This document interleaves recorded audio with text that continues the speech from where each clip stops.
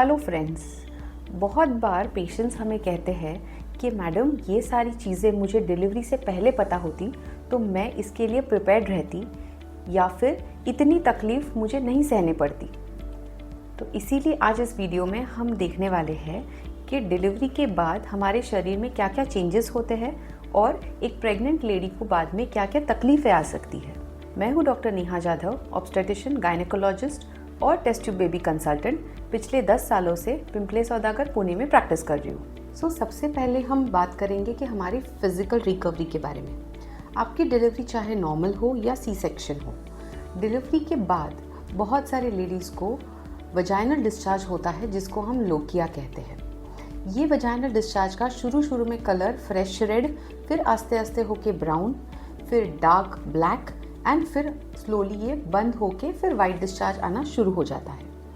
ये लोकिया जो है ये हर एक लेडीज़ में अलग अलग दिन, अलग अलग टाइम पीरियड के लिए रहता है। किसी किसी को ये 10 दिन रहता है, किसी किसी को ये 1.5 महीने भी रह सकता है। पर मानो अगर आपको पहले डिस्चार्ज कम था और बाद में आपको वापस हेवी ब्लीडिंग होना शुरू हुआ है, इसका मतलब अंदर कोई खराबी या इन्फेक्शन के कारण ये ऐसा हो सकता है। ऐसे में तुरंत ही आपको आपके डॉक्टर को कंसल्ट करना बहुत ज़रूरी है। डिलीवरी के बाद, ज़्यादातर के नॉर्मल डिलीवरी के बाद बहुत सारे लेडीज़ को पेरिनियल डिस्कम्फर्ट होता है। पेरिनियल डिस्कम्फर्ट ज़्यादातर के एपिजियोटॉमी सूचर्स जो हम देते हैं, यानी कि नीचे की तरफ जो नॉर्मल डिलीवरी के बाद टाँके पड़ते हैं, इसके कारण बहुत सारे लेडीज़ को उठने बैठने में भी दिक्कत होती है। इसका पेन हम कुछ हद तक कम कर सकते हैं। आपको आपके डॉक्टर कुछ पेन किलर और सूजन कम करने की दवा देंगे, प्लस कुछ क्रीम लोशन से भी इसको कम किया जाता है। बहुत सारे हॉस्पिटल्स में इंफ्रारेड लाइट भी दिए जाते हैं ताकि इसकी हीलिंग ज़्यादा फास्ट हो जाए। और आपको आपके डॉक्टर डिलीवरी के बाद आप जब डिस्चार्ज होकर घर जाओगे तभी आपको सीड्स बाथ लेने के लिए कहेंगे। सीड्स बाथ में एक टब में कुछ गुनगुना पानी लिया जाता है और इसमें डेटॉल या सैवलॉन के ड्रॉप्स डाले जाते हैं। इस पानी में आपको बैठना है ताकि जो भी एंटीसेप्टिक मेडिसिन है वो आपको उस टाँकों पे लगे और उसमें कोई इन्फेक्शन ना हो और उसकी हीलिंग जल्दी से हो जाए। सी सेक्शन के बाद भी पेट में बहुत सारा पेन, दर्द होना, डिस्कम्फर्ट होना, कुछ टिपिकल मूवमेंट्स करते वक्त पेन होना या लिमिटेशन होना, ये नॉर्मल बात है क्योंकि सी सेक्शन एक ऑलमोस्ट मेजर सर्जरी में माना जाता है। पोस्ट सिजेरियन बहुत सारे डॉक्टर आपको फिजियोथेरेपी भी एडवाइस करेंगे ताकि आपकी इसमें से रिकवरी जल्दी हो जाए। डिलीवरी के बाद बहुत बार ब्रेस्ट फीडिंग में भी दिक्कतें शुरू हो जाती है।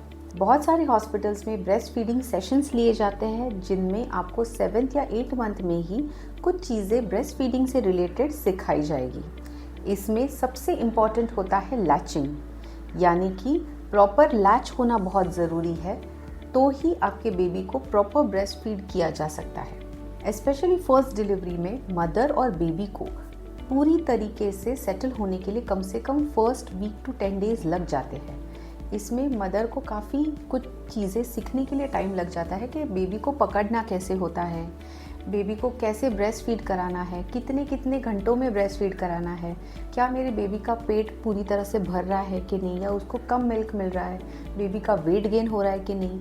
ये सारी चीज़ें आपको ब्रेस्ट फीडिंग सेशंस में सिखाई जाती है। हर एक प्रेग्नेंट लेडी में ब्रेस्ट सिक्रीशंस अलग अलग तरीके के और अलग अलग क्वांटिटी में होते हैं। जिनको ब्रेस्ट मिल्क की ज़्यादा सिक्रीशंस है उनमें कभी कभी ब्रेस्ट लंप, मैस्टाइटिस और एब्सेस होने की डर रहती है। इसलिए अगर आपके ब्रेस्ट हैवी हो रहे हैं, एंगॉजमेंट है, उसमें आपको पेन हो रहा है, बहुत हैवीनेस फील हो रहा है और अगर बुखार आ रहा है तो आपको आपके डॉक्टर से ज़रूर कंसल्ट करना है क्योंकि ये मैस्टाइटिस इन्फेक्शन या एब्सेस हो सकता है। डिलीवरी के बाद आपके जो पचन क्रिया यानी आपका जो डाइजेस्टिव सिस्टम है ये काफ़ी स्लो हो गया रहता है।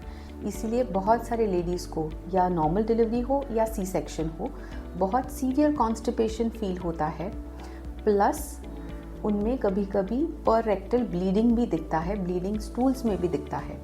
ऐसे में आपको ज़्यादा से ज़्यादा पानी पीना बहुत ज़रूरी है क्योंकि आप जब भी ब्रेस्ट फीड कराते रहते हो, आप लैक्टेटिंग हो, इसमें आपकी पानी की मात्रा सही होना बहुत ज़रूरी है। प्लस आपको हाई फाइबर डाइट लेना है। इसके बावजूद भी अगर आपको कॉन्स्टिपेशन और पर रेक्टल ब्लीडिंग हो रही हो तो आपको डॉक्टर आपके कुछ लैक्सेटिव्स प्रिस्क्राइब करेंगे ताकि आपको इस चीज़ों से राहत मिले। हार्मोनल चेंजेस के कारण आपकी बॉडी जो जो चेंज में जा रही है, इसमें बहुत अपसेटिंग होते हैं, वो है इमोशनल चेंजेस। आपके शरीर में बहुत सारे इमोशनल बदलाव आते हैं। बहुत बार आपको रोने का मन करता है, इरिटेबिलिटी होती है, मूड स्विंग्स आते हैं। पहले 2 वीक आफ्टर डिलीवरी ये होना बहुत ही नॉर्मल है और ये ऑलमोस्ट आम सभी लेडीज़ को होता है। इसके बावजूद भी अगर आपको पोस्टपार्टम सैडनेस, डिप्रेशन, एंग्जाइटी लग रही हो, तो ऐसे में आपको कुछ सपोर्ट ग्रुप्स की ज़रूरत होती है या फिर कभी कभी आपको किसी साइकेट्रिस्ट से भी कंसल्ट करना ज़रूरी होता है। मदर को हर 2-2 घंटे ब्रेस्ट फीडिंग के कारण ठीक से नींद नहीं मिल पाती। सो फर्स्ट 1-1.5 मंथ इसी में चला जाता है कि मदर को ठीक से रिकवरी नहीं हो पाती, ठीक से नींद नहीं मिल पाती। बट जैसे जैसे टाइम आप आपके बेबी के साथ स्पेंड करोगे, ये सारी चीज़ें आस्ते आस्ते सेटल होने लगेगी। आफ्टर डिलीवरी यूरिन और बॉवल कंप्लेंट्स ये भी बहुत कॉमनली हम पेशेंट्स में देखते हैं। स्पेशली अगर वजाइनल डिलीवरी हो तो यूरिन लीकिंग का प्रॉब्लम आता है। जैसे ही पेशेंट कफ करता है, स्नीज करता है और आपका इंट्रा एब्डोमिनल प्रेशर बढ़ जाता है, तो बहुत बार यूरिन कपड़ों में लीक हो जाती है। बट जैसे ही आपके मसल का टोन रिगेन हो जाएगा, ये प्रॉब्लम भी स्लोली सॉल्व हो जाएगी। पोस्ट सिजेरियन बहुत बार पेन के कारण कोई प्रेग्नेंट लेडीज़ को रिटेंशन यानी कि यूरिन रिटेंशन की प्रॉब्लम होती है, जिनमें वो यूरिन ठीक से पास ही नहीं कर पाती। पूरी यूरिन भरने का सेंसेशन तो होता है, बट इसमें थोड़ी थोड़ी सिर्फ यूरिन की बूंदें ड्रिबल होती है। ऐसे में आपको आपके डॉक्टर से बात करनी है, क्योंकि अक्यूट रिटेंशन ऑफ यूरिन ये नॉर्मल नहीं है। आपको आपके डॉक्टर की हेल्प लगेगी। कभी कभी आपको कैथेटराइज करना भी पड़ सकता है। और एक लेडीज़ को कंसर्न होता है कि कॉस्मेटिक के हिसाब से मेरा वेट और मेरी बॉडी की जो इमेज है वो काफ़ी चेंज हो गई है। मैं पहले से काफ़ी अलग दिख रही हूँ और स्पेशली पेट अभी भी इतना दिख रहा है कि फिर भी लग रहा है कि मैं प्रेग्नेंट हूँ। ये बहुत लेडीज़ को मिसअंडरस्टैंडिंग होती है कि डिलीवरी के बाद हमारा जो मम्मी टमी है वो पूरा फ्लैट हो जाएगा। तो ऐसा नहीं है, क्योंकि 9 मंथ्स तक जब आपके मसल्स, आपकी स्किन इतनी स्ट्रेच हुई है, ये एकदम से एक दिन में नॉर्मल नहीं होने वाला। सो ये जो मम्मी टमी है, इसके बारे में अभी फ़िलहाल आप बिल्कुल टेंशन ना लें। सबसे पहले आपके कोर मसल्स को, आपके बॉडी को, आपके बेबी को टाइम दें और इसको हील होने में टाइम दें। पोस्ट सिजेरियन 3 मंथ्स के बाद या फिर पोस्ट डिलीवरी भी 3 मंथ्स के बाद आप आपके प्रीवियस योगा सेशंस, आपके वर्कआउट्स, आपके एक्सरसाइज सब कुछ सेफली शुरू कर सकते हैं। सिर्फ ये शुरू करने से पहले आप आपके डॉक्टर को ज़रूर कंसल्ट करें कि आपके स्टिचेस ठीक से हील हुए हैं या नहीं। कि जो प्रेगनेंसी के स्ट्रेच मार्क्स है, इसको भी हमें टाइम देना पड़ेगा। ये भी स्लोली टाइम के साथ फेड होते हैं। आपकी सेक्सुअल हेल्थ भी पोस्ट डिलीवरी के बाद बहुत अल्टर होती है। इमोशनल फ्लक्चुएशंस आते हैं, लिबिडो बहुत कम हो जाता है, इवन इंटरकोर्स के टाइम पे पेन होना ये भी आम बात है।